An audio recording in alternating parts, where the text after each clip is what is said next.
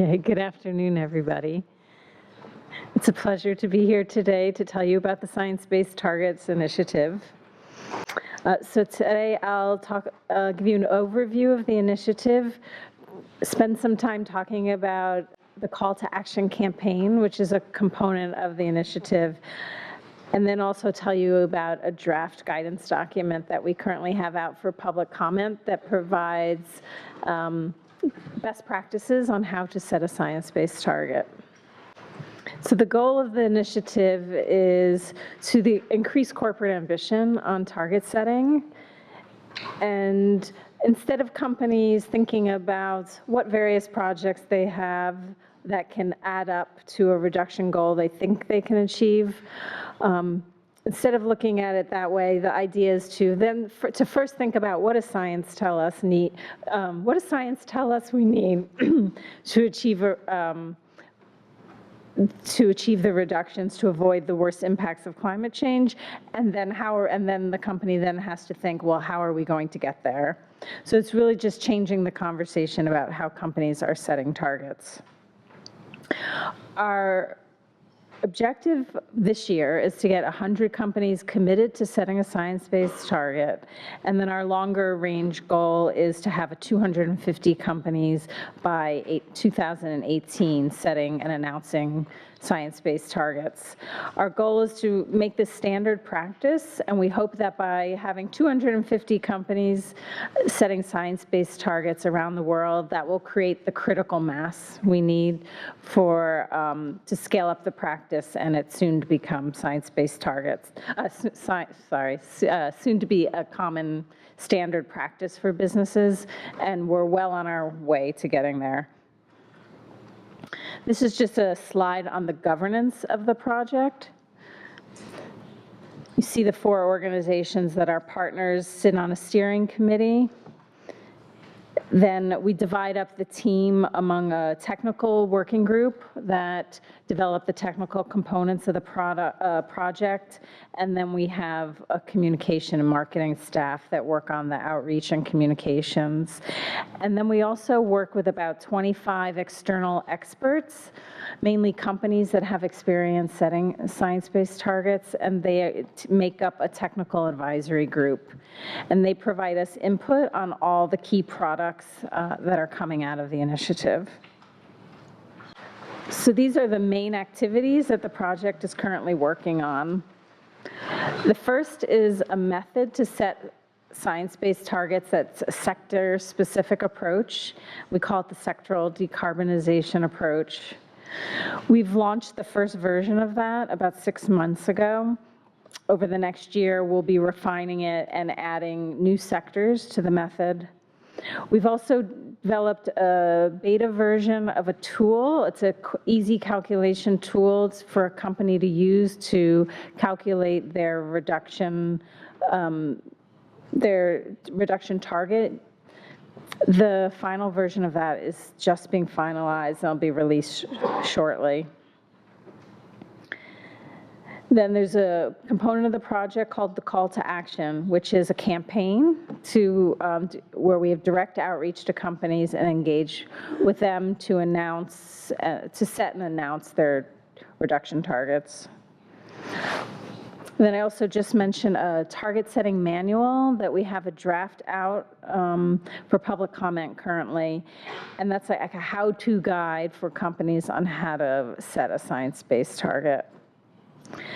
We'll be releasing at COP in Paris in a few weeks a new tool called Target Tracker, and it's an online data visualization tool that stakeholders can use to track what companies are doing to set targets and achieve reductions towards those targets. It will also clarify or designate which companies are setting science-based targets.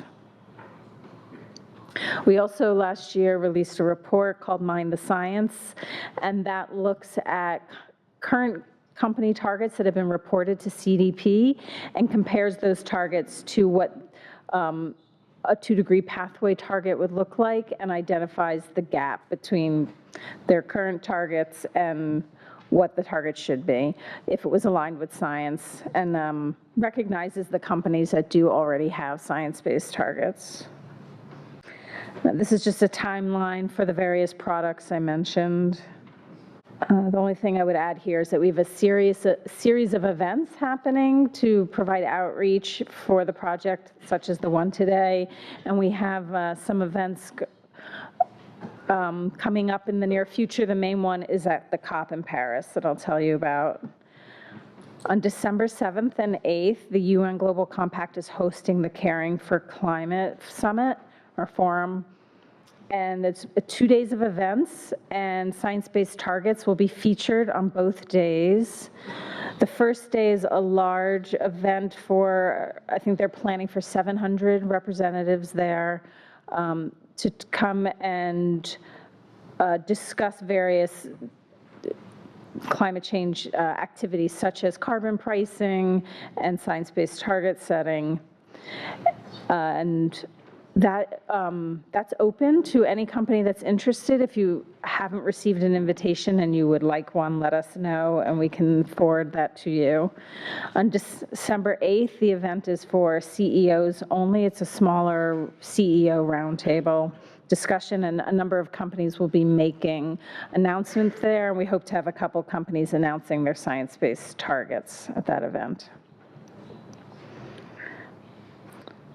So I'll tell you a little bit now about the call to action campaign.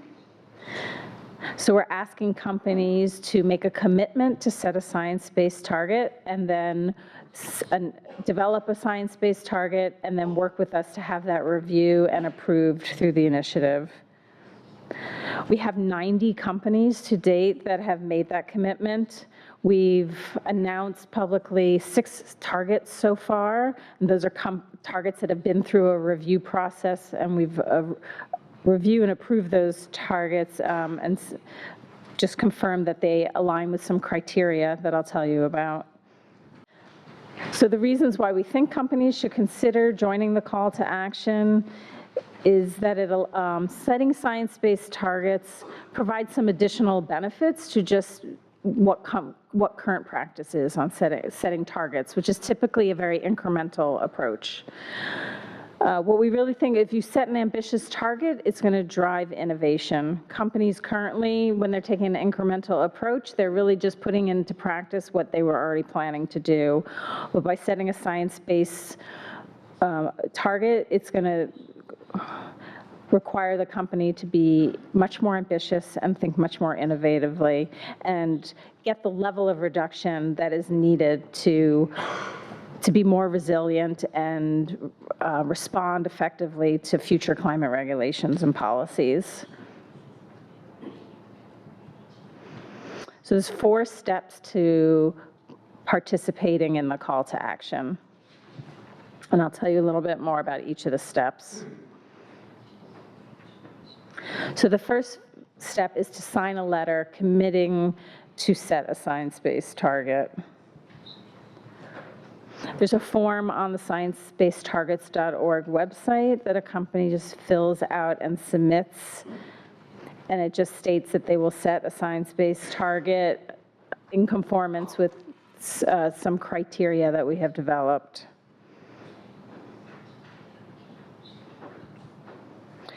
Then a company has 24 months to develop their target. So if you're setting your target for the very first time, you'll have 24 months to develop it. We give companies that much time because we know companies may already have a target and it may not expire for another year or so. And so they need time for that to expire and then go through the process of developing a new one. Or if a company is setting a target for the very first time, we understand that the process can be time-consuming internally to get it approved.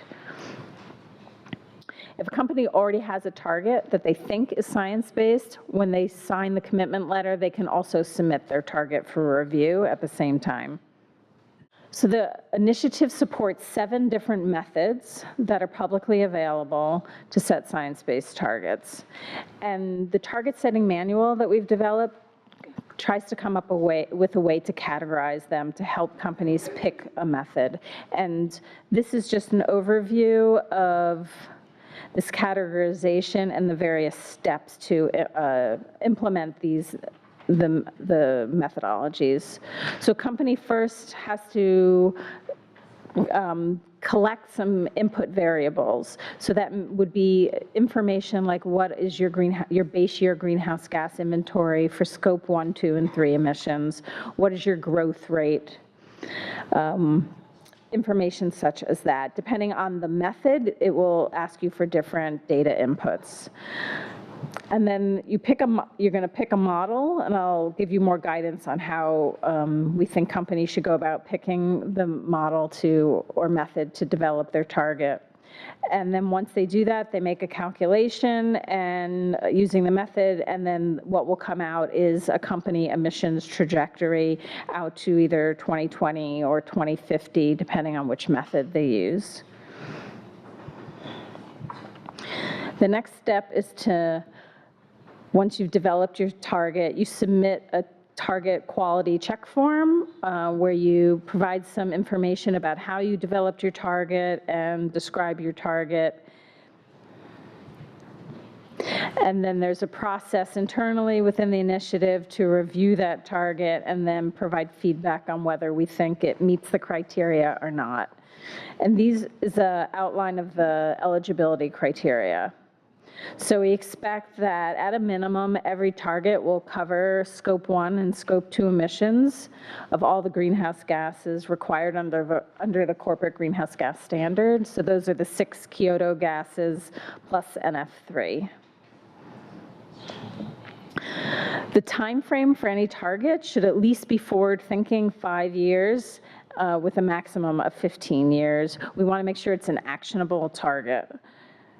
So we don't want just a long-term 2050 target, for example, because that's not very actionable within a company.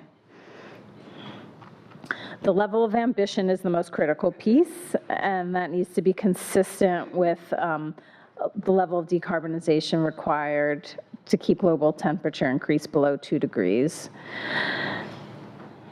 So that's just consistent with the 2-degree scenario. For companies that have significant scope 3 emissions, and we're defining through the initiative significant as greater than 40% of your total scope 1 and scope 2 emissions.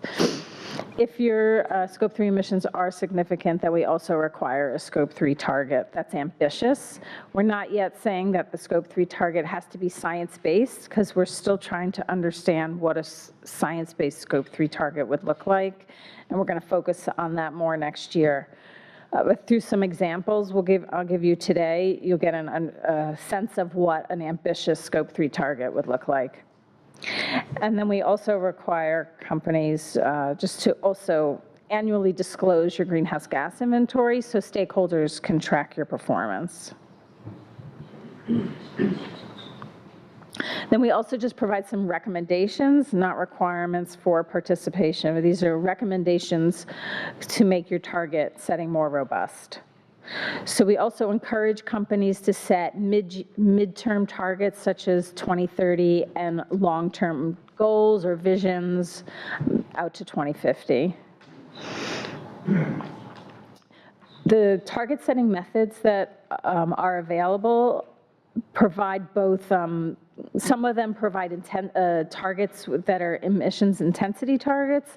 A couple of the methods also help you to calculate an absolute reduction target. Ideally, companies will have both an intensity and absolute reduction target. But you can just have one or the other is acceptable. And then we also just provide some guidance about when a target needs to be updated or recalculated. As data becomes more available, better data becomes more available, or significant changes within your company require a resetting of your target. So this is just a little more guidance about how to address scope 3. So we recommend that all companies do at least a screening of their scope 3 emissions so they have an understanding of where their biggest impacts are. And then there's 15, if you're not familiar with the Scope 3 standard, it has 15 categories of Scope 3 emissions, and we expect companies will have a boundary of their Scope 3 target that looks at least 3 or more of the most significant categories of Scope 3 emissions. And this is just to make sure that companies are focusing their efforts for their target on their biggest reduction opportunities. We're treating financial institutions differently from companies that we say are in the real economy. So right now, companies can sign the commitment form and say that they commit to setting a science-based target, but we understand that a science-based target for a financial institution will look different and may need a different type of metric. And there's a lot of research being done in this area currently, and we want to build off that existing research and come up with a new methodology for how to set a science-based target. So over the next year, we'll be doing that, and we want to work with the financial institutions that are interested in participating and engaging with us on this, but we don't right now have a process to approve a science-based target for a financial institution. And the last step is to announce your target. So once a company has signed the commitment form, we provide some initial description of the company on the Science Based Targets website. Once we've approved the target, then we'll provide a much more detailed profile of the company and the target on the website, and then will be many additional opportunities for recognition through the initiative. So as I mentioned, 6 companies have targets approved already, and this is, I'm just going to provide a few examples of what these targets look like. So Dell is one company that has an approved target, and they've committed to reduce greenhouse gas emissions from their facilities and logistics operations 50% by 2020 from 2010. They're also committing to reduce the energy intensity of their product portfolio 80% by 2020 from 2011. So that second target mainly focuses on category 11, which is the use phase emissions for products for Scope 3. Coca-Cola also has an absolute reduction target, and they're looking at just their core business operations and to reduce their emissions by 50% by 2020 from 2007. And then they also have a product level inventory, which focuses on Scope 3, and they commit to reduce their emissions from the drinks, from their drinks by 33% by 2020. With 2007 as their base year. So that looks at the full life cycle of their products. And General Mills also has an absolute reduction target. We've been happy to see that most of the companies have been focusing on absolute reduction targets. Theirs, they've put Scope 1 and 2 and 3 together under one target. So it's really one target that looks at the full life cycle of their company. And it's 20% reduction by 2050 from 2015. And then they just mentioned in this, that they're going to focus their Scope 3 reductions on their upstream supply chain and focus in on specific crops and dairy and some packaging reductions, because packaging is a significant emission source for them. And then they just mention a long-term aspiration where they want to keep levels in line with scientific consensus by 2050 as well. So as I mentioned, once a company announces their target, there'll be lots of opportunities for recognition through the initiative, such as getting quotes and press releases, speaking at our various events, and being referenced in blogs and op-eds that we are periodically releasing. So next, I just wanted to talk about the target setting manual that's out for public comment. And we have a draft out, and we're looking for mainly written comments, and the public comment period goes through November 16th. So there's still time to look at it and provide us some feedback. It's a how-to guide for companies that are considering setting a science-based target or are already in the process of setting one. The method is method neutral. The manual is method neutral. So we were initially going to try to provide a hierarchy of methods but the feedback we got from our technical advisory group was not to show preferential treatment for some methods over others, since there really are pros and cons of each approach. So we're currently method neutral, but we do provide guidance on how to choose a method. And we have been interviewing a number of companies that have already set science-based targets and creating some case studies and examples, and those are not yet in the draft, but will be in the final version. So the manual is organized around 7 chapters.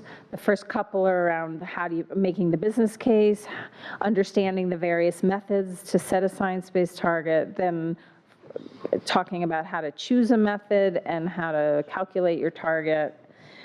And then we talk about some other general topics, like how do you gain internal buy-in, how do you report and communicate the target, and eventually implement it. We don't focus a lot on the implementation phase. It's really about just how to set the target. So we categorize the business case around 4 different primary business goals. One is driving innovation. One is building credibility and reputation. The third is demonstrating leadership. And the fourth is saving money. What we try to do in the manual is differentiate how current practice around science-based target setting, what are the business goals of that, but what are the additional benefits of setting a science-based target. We think now that setting a science-based target is really for companies that want to demonstrate their leadership on climate, that this is the approach that you need to take. That no longer just setting a target can demonstrate leadership. And if you want to drive innovation, that setting an ambitious target is the way to do it. The incremental approach that most companies currently take will not be useful in really transforming business practices.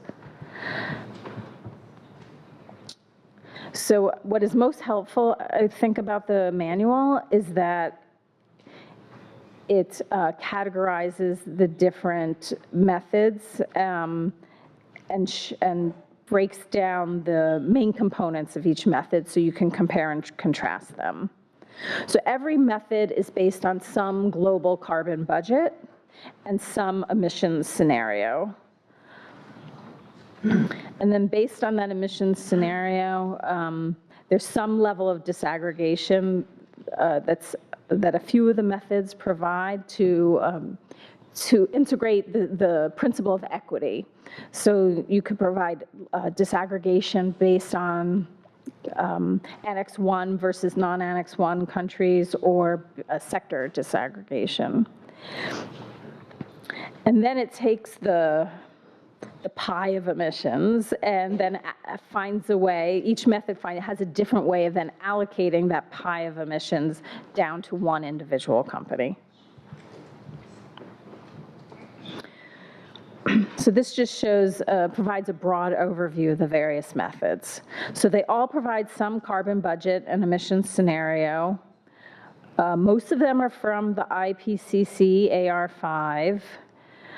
A few of the older methods use the AR4, and the SDA, which we developed, is based on the AR5, but then provides sector-specific methods that were developed by the International Energy Agency, IEA. The method we developed, the SDA, also uses the 2-degree scenario, while some of the other methods use different scenarios. And then you can see the AR5 provides some disaggregation between Annex 1 and non-Annex 1 countries, and the IEA takes the IPCC AR5, but then provides this disaggregation based on some various sectors. And those are integrated into the sectoral decarbonization approach. And then for the allocation mechanism, there's 3 main allocation mechanisms that are used by the 7 methods that are available. So the first one is called the convergence. This again is one of the methods. This allocation mechanism is used by the sectoral decarbonization approach. And you can see here, these are 4 imaginary companies. You can see currently on the left-hand side where their current energy intensity level is. And you can see in 2050, they all converge. So the assumption is that no matter what the energy intensity of a company is now, all companies need to converge to have the same level of intensity within a sector by 2050. So this method, this allocation mechanism uses an emissions intensity allocation that can be physical or economic. The second allocation method is called compression. So here, all levels, all companies that are within the same level of disaggregation reduce at the same exact rate. So no matter what their current intensity is, they have to reduce at the same rate. So they don't need to converge all to the same point. They just all have to reduce at the same level. And this method also, this allocation mechanism also can use emissions intensity that is physical or economic. The last method, allocation mechanism, is called contraction. This is for absolute reduction methods. So all companies, again, within the same disaggregation, they reduce at a uniform rate, but this method, this allocation mechanism is used by methods that produce absolute reductions. So this brings all the methods together into one diagram. And I don't think I'll spend a lot of time there. This is more useful here. You can see on the left-hand side are the 7 methods that are publicly available. Absolute contraction is a very simple method that the Science Based Target Initiative developed, and it's essentially just following the 2-degree pathway. CFACT was developed by a US company called Autodesk. The SDA is the method we developed. The 3% solution was developed by CDP and WWF US, and it's mainly for US-based companies, but could be applicable to companies in other countries as well. But you can see here we've tried to summarize in one table simply by the various criteria for categorizing the methods, how each of the methods fall. So you could see on here, for example, the 3% solution. It's a sector-specific method for disaggregation, and it produces an absolute reduction target using the contraction allocation mechanism. Those gray bars there just show that there's some methods that have crossover, have different levels of disaggregation. So to choose a method, what we recommend is first a company has to determine some of their company attributes. So they have to think about what sector do they fall under? Are they in a homogeneous versus a heterogeneous sector? Where do they operate geographically? What's their projected growth rate? Once they understand those attributes, then they would go through some profile questions we developed to consider the various methods.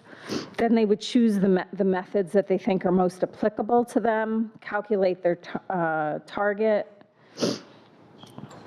and then they might need to repeat it. So let's say you're in a company that makes both, hypothetically, make both like iron and steel and pulp and paper. So because your two business operations or business divisions are so different, you might want to look at how to assess your target for each division separately. So we've come up with these list of questions. They're in a specific hierarchical order, but a company can change them around based on what they want to prioritize to pick a method. So, for example, a company would think about, does your company operate in a sector identified by the SDA or the 3% solution? If that's the case, you might want to pick a sector-specific approach, which is only the SDA or the 3% solution. Is your company homogeneous? Then the SDA makes a lot of sense. If your company is very diverse, then you want to pick a method that's based on an economic allocation approach, and that would be the CSA, the CSO, or the GIVA method. So those are just some examples of the type of questions that will help you pick a method.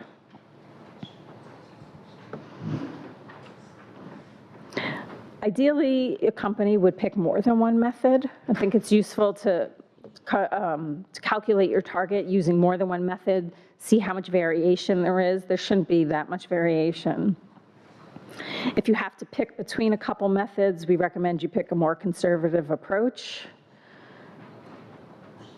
And there may be reasons to think about blending methods together or adapting a method to make it more specific for your company.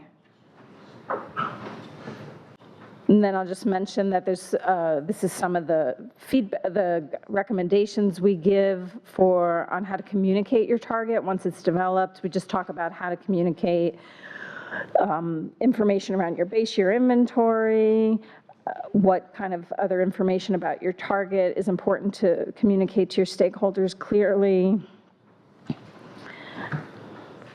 This is just information to make sure stakeholders understand the story behind how you set your target and how you're tracking and how they can track your progress. And then we also, as I mentioned, provide guidance on how to gain internal buy-in. And this is just some initial recommendations.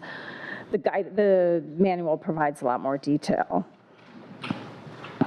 Some of the things we provide guidance on are, though, how to understand your audience, how to communicate in business terms, how to think about addressing your key stakeholders.